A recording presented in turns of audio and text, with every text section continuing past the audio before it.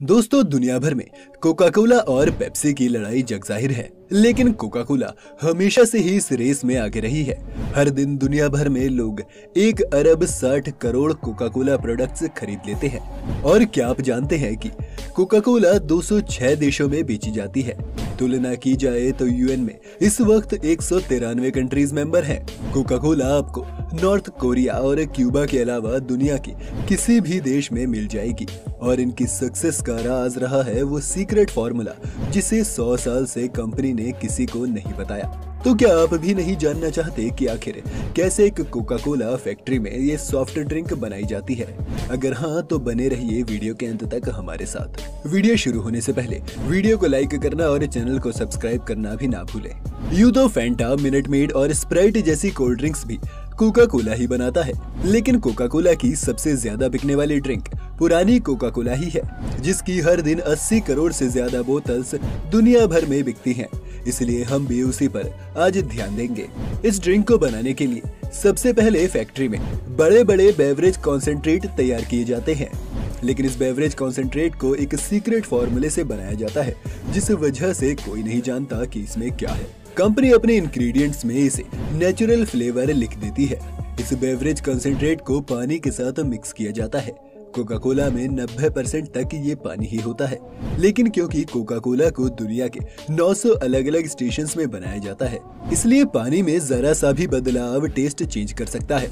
जिस वजह से पानी को फैक्ट्री में लाने के बाद सबसे पहले सैनिटाइज और फिर इस तरह से फिल्टर किया जाता है कि उसमें ना ही अपना टेस्ट बचे और ना ही कोई स्मेल। इसके बाद पानी, बेवरेज कंसेंट्रेट और स्वीटनर को बड़े से 19,000 लीटर के टैंक में भरकर मिक्स किया जाता है। कोका कोला अपनी ड्रिंक्स में स्वीटनर के तौर पर चीनी की जगह हाई फ्रक्टोज कॉर्न सिरप भी इस्तेमाल करता है, जो कि चीनी से सस्ता पड़ता है। इस टैंक में इन चीजों को तब तक मिक्स किया जाएगा जब तक मिक्सचर में स्वीटनर का लेवल 50% तक ना हो जाए। आगे बॉटलिंग लाइन में इस मिक्सचर में फिर से पानी ऐड किया जाएगा और इसे 5.5 गुना तक डिल्यूट किया जाएगा। डिल्यूट होने के बाद एक क्लोज्ड सिस्टम में इन ड्रिंक्स के अंदर CO2 भी भरी जाती है, ताकि इन्हें कार्बोनेट किया जा सके और आपको इसमें वो झाग मिले जो एक नॉर्मल कोका कोला में आप देख सकते हैं। लेकिन अभी काम खत्म नहीं हुआ है। कोका कोला की इस ड्रिंक को अभी बॉटल्स में पैक किया जाना बाकी है, और इसके लिए हमें एक दूसरी फैक्ट्री में चलना होगा जहां बॉटल्स को तैयार किया जा रहा है। कोका कोला को 3 मुख्य तरह से पैक किया जाता है: ग्लास बॉटल्स, एल्यूमिनियम कैंस और प्लास्टिक बॉटल्स। दुनिया की 50% कोका कोला आपको प्लास्टिक बॉटल्स में ही मिलेगी।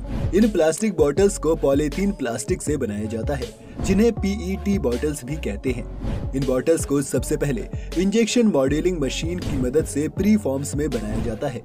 ये बॉटल्स अभी बॉटल्स की तरह नहीं बल्कि टेस्ट ट्यूब की तरह लग रही होती हैं, और आप ध्यान से देखेंगे तो पाएंगे कि बॉटल्स की ऊपर का हिस्सा बनकर तैयार है।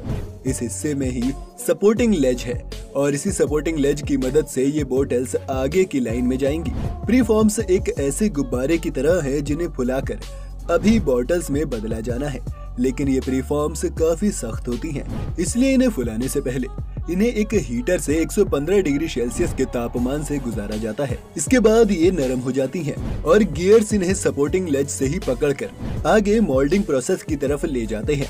मोल्डिंग प्रोसेस में पहले से बॉटल्स की फॉर्म में सांचे तैयार होते हैं, जिनमें एक मशीन इन प्री फॉर्म्स को डालती है और प्रेशराइज्ड एयर की मदद से ये बॉटल्स एक्सपेंड करती हैं। बॉटल्स को ठंडा करने के लिए भी इन सांचों में लिक्विड कूलिंग की व्यवस्था रहती है, और हर बॉटल के बनने के बाद उसकी एक फोटो ली जाती है, जिसे एक सॉफ्टवेयर एनालाइज करता है। अगर बॉटल सही नहीं बनी है तो उसे इस लाइन से हटाकर रिसाइकल करने के लिए भेज दिया जाता है, और तैयार हुई बॉटल्स वापस से फिलिंग स्टेशन की तरफ रवाना कर दी जाती हैं। फिलिंग रूम में प्रेशराइज्ड कोका कोला को इन बॉटल्स में डालना काफी मुश्किल रहता है, इसलिए फिलर वाल्व सबसे पहले बॉटल के प्रेशर को एडजस्ट करते हैं और उसके बाद ही इनमें ड्रिंक्स को इंजेक्ट किया जाता है।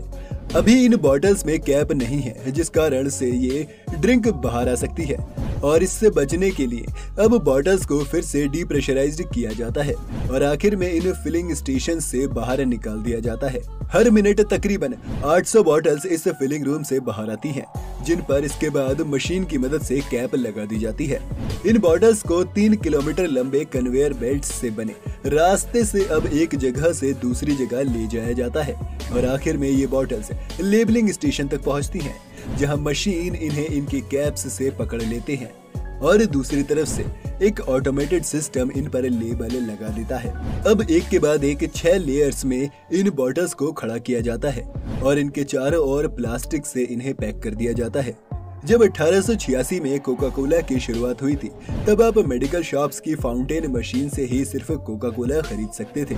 उसके बाद कंपनी ने बॉटल्स में भी इन्हें बेचना शुरू किया, लेकिन सिर्फ एक परेशानी थी, बहुत से लोग कोका कोला की नकल करने लगे थे, जिस वजह से सेल्स पर असर पड़ रहा था। तब 1916 में कोका कोला ने अपनी आइकॉनिक गैस बॉटल की शुरुआत की। इन बॉटल्स को डिजाइन करते वक्त डिजाइनर को इस तरह की बॉटल डिजाइन करने के लिए बोला गया था जिसे अंधेरे में छूने से या फिर इसके टूटे टुकड़ों से ही एक इंसान को पता चल जाए कि ये एक कोका कोला की बॉटल है। इसके बाद इस डिजाइन को पेटेंट करा लिया गया ताकि कोई और कंपनी इन बॉटल्स को ना बना सके, और आज 106 साल बाद भी इन बॉटल्स का इस्तेमाल कोका कोला द्वारा किया जा रहा है। इन बॉटल्स के साथ एक फायदा ये भी है कि इन्हें दोबारा से इस्तेमाल भी किया जा सकता है। आइए देखते हैं कि यह प्रोसेस काम कैसे करता है। सबसे पहले ये बॉटल्स क्रेट्स में फैक्ट्री तक आती हैं, जहां पहले इन्हें क्रेट्स से अलग करके क्रेट्स को गर्म पानी में धो दिया जाता है और बॉटल्स को एक वॉशर के अंदर भेज दिया जाता है। इस वॉशर में ये बॉटल्स 18 मिनट तक रहती हैं, जिसमें सबसे पहले बॉटल के अंदर के स्ट्रॉ या फिर सिगरेट्स वगैरह जैसी चीजों को अलग किया जाता है और फिर इन बॉटल्स से सभी तरह के लेबल्स को हटाया जाता है। इसके बाद अच्छी तरह से धोने के बाद इन बॉटल्स को फिलर रूम्स में भेज दिया जाता है, जहां फिर से इनमें कोका कोला भरी जाएगी। यहाँ इतनी तेजी से इन बॉटल्स में ड्रिंक्स भरी जाती हैं कि इनके टूटने का खतरा हमेशा ही रहता है, जिस कारण इन फिलर रूम्स में मेटल गार्ड्स लगा दिए जाते हैं जो बॉटल्स को बाहर गिरने से रोकते हैं। बॉटल के भरे जाने के बाद अगला नंबर आता है इन पर लेबल लगाने का, और लेबल के बाद इन पर मेटल की एक कैप लगाकर इन्हें सील कर दिया जाता है। हर एक कोका कोला गैस बॉटल को 15 बार तक इस्तेमाल किया जा सकता है, जिसके बाद कंपनी इन्हें रिसाइकिल कर लेती है। कंपनी की इस रीयूज एंड रिसाइकिल पॉलिसी के कारण पर्यावरण को भी कम नुकसान होता है और कंपनी को बहुत सारी बॉटल्स नहीं बनानी पड़ती। तो मुख्य तौर पर इस तरह से कंपनी अपने प्रोडक्ट्स को बनाती है और पैक करती है। क्या कोका कोला कभी अपनी सीक्रेट रेसिपी दुनिया के सामने लेकर आएगी, कोई नहीं जानता, लेकिन हमें उम्मीद है कि आपको यह वीडियो देखकर तो मजा जरूर आया होगा। पेप्सी और कोका कोला में आपकी फेवरेट ड्रिंक कौन सी है, हमें कमेंट में बताएं। साथ ही अगर वीडियो पसंद आया हो तो वीडियो को लाइक करना और चैनल को सब्सक्राइब करना ना भूलें।